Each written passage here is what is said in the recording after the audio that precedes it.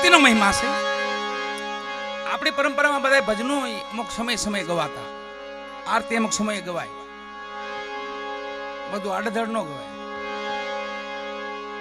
અને કટકા નો ગવાય. એ ઊંધિયા જેવું થાય. ઓલું ઊંધિયું ન ખાતા આપણે, ઊંધિયાનું શાક ન ખાઈ, એવું કેનું શાક છે એ જ ખબર ન પડે. હરેગવાની સિંગ દેખાય, ગુવારની સિંગ દેખાય, ભીંડાનો બટકું દેખાય, રીંગણાનું બટકું દેખાય, શાક કેનું છે એ ખબર ન પડે. એમ અધૂરું સાંભળવું નહીં, અધૂરું ગાવું નહીં. આપણને જ ખબર પડે, પણ કોકને તો પડતી છે ને. જેને ખબર પડે એને પૂછો, જેને ખબર પડતી એને પૂછી લો એટલે ખબર પડી જાય. કોઈ શીખીને આવતા જ નથી, અહીંથી શીખાય છે. અને અનુભવ છે ને એ જ મોટું જ્ઞાન છે. ફરતા ફરતા ફરતા આપણને જે અનુભવ થાય છે ને એ બહુ મોટું જ્ઞાન છે. બાકી બ્રહ્મ જ્ઞાનની તો વાત જ ન કરાય. એ આપણું થોડું જ કાંઈ. બ્રહ્મ જ્ઞાન આપણું છે. આપણે તેનો મહિમા ખાલી જાણી શકીએ એમ કે ભગવાન આમ છે ને ભગવાન આવા છે, કે ભગવાન બની જાય. હું ભગવાન છે કોઈ બ્રહ્મ જ્ઞાન કરતું જ નથી. બ્રહ્મ જ્ઞાનનો અધિકાર એક જ કેવલ પરિબ્રહ્મ પરમાત્માને છે. એનું છે. ગીતાજીનો આપણે અનુભવ કરી. ગીતા કઈ બોલીએ કે આપણે અમારા થકી ગીતા હાલતી હતી એવું આવે કઈ? એ ભગવાન કૃષ્ણ મહાભારતના યુદ્ધમાંથી પછી તારે એવું ઘમસાણી યુદ્ધ આવ્યું ને એમાં જ્ઞાન પ્રગટે. ગીતાજી એમાંથી બહાર આવ્યા વાળા. એમ અપ્રોક્ષ જ્ઞાન છે, છેલ્લું જ્ઞાન જેને કહેવાય અપ્રોક્ષ જ્ઞાન. એ ભગવાનનું જ્ઞાન છે. બાકી તો મહિમા છે બધું. ગાઓ ને એ આનંદ કરો. એક બે વાર ત્રણ વાર કોઈ પણ બોલાવજો ને સામું જોહે જ.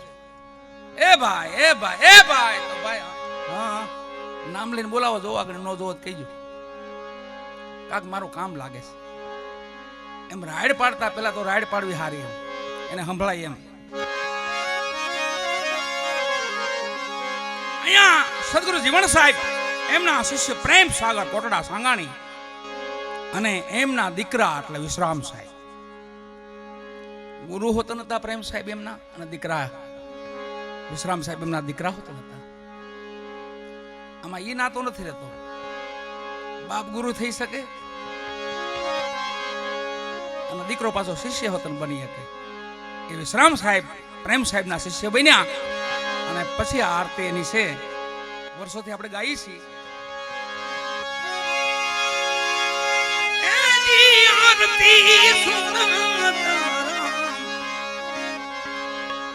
આનંદ સુખ મુનિ ના મનડા ગગન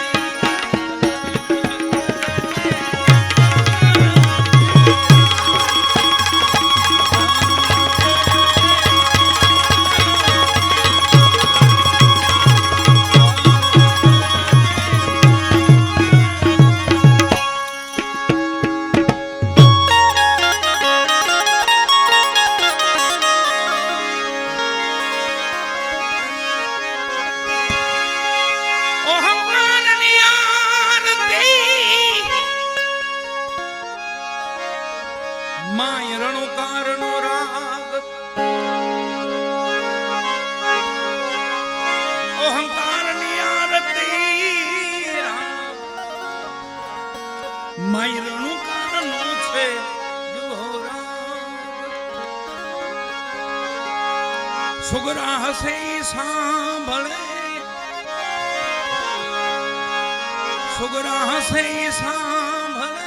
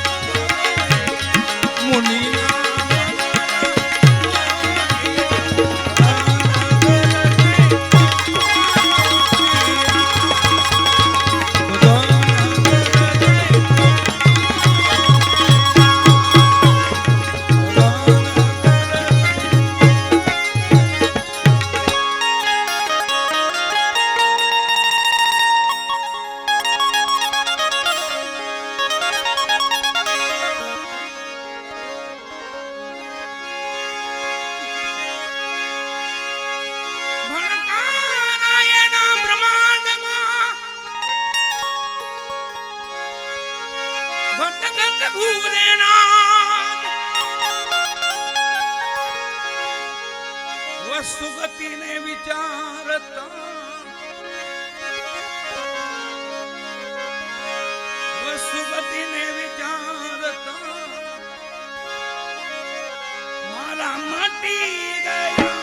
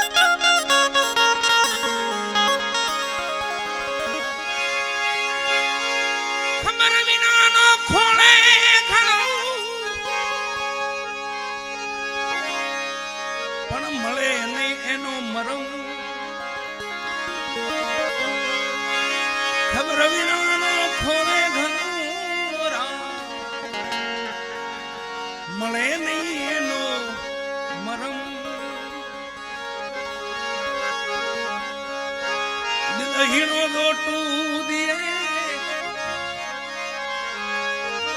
દહીણો લોટું દિયે એનો કેમ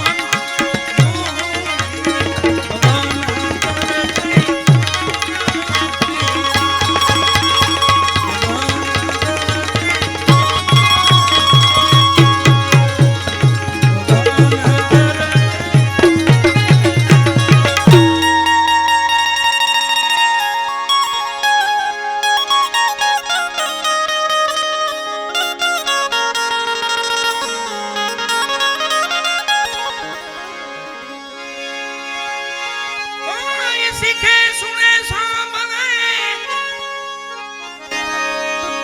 સફળ હોય એના કામ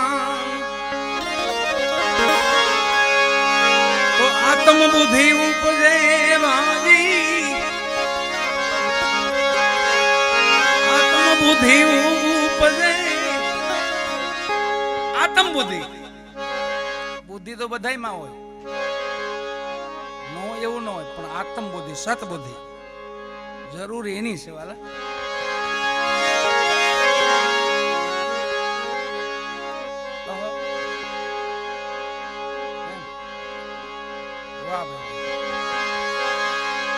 આત્મ બુદ્ધિ ઉપજે પ્રાર્થના ભગવાન પાસે ગુરુ પાસે માતા પિતા પાસે પ્રાર્થના કાયમ માટે એક જ કરવાની સદબુદ્ધિ દેજે બધું સફળ કામ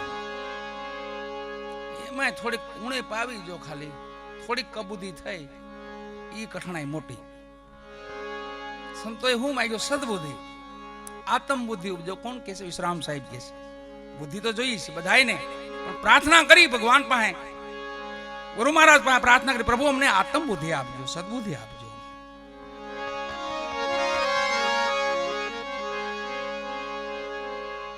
એક ભાઈ બુદ્ધિના દ્વાર ખોલ્યા એના ઘરના ને કે આપણે કાક ધંધો કરશું તો કરાય ને કે તમે તો ખાવ કે આગળમાં ટટિયા બનીને બેઠા રહ્યો છો ધંધો કરો બુદ્ધિ બહુ પણ છલ બુદ્ધિ કપટ બુદ્ધિ એવી બુદ્ધિ હું પછી એને આયુર્વેદિક દવાખાનું નાખ્યું આયુર્વેદિક અને માથે બોર્ડ માર્યો બાપુ દર્દ નો મટે 1000 રૂપિયા હામો દેવાનો લાઈન લાગી પછી તો હું પછી એની ઘેટી કતરવારે કોઈ હોય ને પાછા એક જણો ગયો કમ્પાઉન્ડર ને મિલો સાહેબ છે તો હા સાહેબ બેઠા બારી હવા ખોલી રાખી બારી ખોલી રાખી બારી આમાં ટાટિયા ચડાવીને બેઠા હતા સાહેબ એમ હવા ખાતા હતા ને સાહેબ એક દર્દી આવ્યા લઈ લો અંદર લઈ લો વાટ જોઈને બેઠા છે લઈ લો હવાનું કોઈ આવ્યું નથી લઈ લો આવ્યો અંદર કીધું ભાઈ બેહો બેહો શું થાય એ કે સાહેબ જોવો ને કઈ હવા જ નથી આવતો ઓહો ભયંકર દર્દ આતો કે હવા જ ન હોય તો મોટું દર્દ કહેવાય ને પણ કોઈ વાંધો નહીં બીરા મુંજામાં ભાઈ આપણી પાની દવા છે આ દવાખાનું કઈ ઊંચું થોડું ખોલ્યું છે દવા એની એનો કમ્પાઉન્ડર તને કીધું કોઈલા કબાટ પીડ્યો ને ખેંગાર વખતનો એમાં તક સીસી કાઢ એમાં જોઈએ 420 નંબરની છે ઈ કાઢ તમે નંબર હોય ને પાછા 420 નંબર સીસી કાંઈ ભાઈને 2 ઢાંકણા પાઈ દે. ખવાદ કેમ ન આવે? 2 ઢાંકણા પૈયા ને તો એને ઠોકીને બહાર કાઢ્યું. સાહેબ આમાં તો પેટ્રોલ લાગે છે. આવી ગયો હવા તકા લાય 1000 રૂપિયા. તો કહેતો તો હવા જ નથી આવતો. આ બુદ્ધિ જો એ બુદ્ધિનું કામ નથી. હામો 1000 રૂપિયા ગયો તો એ મૂંઝાણો માર દીકરો. તો હું સાહેબ નું કરવા આવ્યો હતો અને સાહેબ મારું કરી ગયા. પાછો 8 દી પછી પાછો આવ્યો હું. તો કમ્પાઉન્ડર કે સાહેબ બોલો પાછો આવે છે. લઈ લે અંદર લઈ લે. અને એ હાટો તો દવાખાનું ખોલ્યું છે આપણે. એ ભાઈ હવે શું થાય?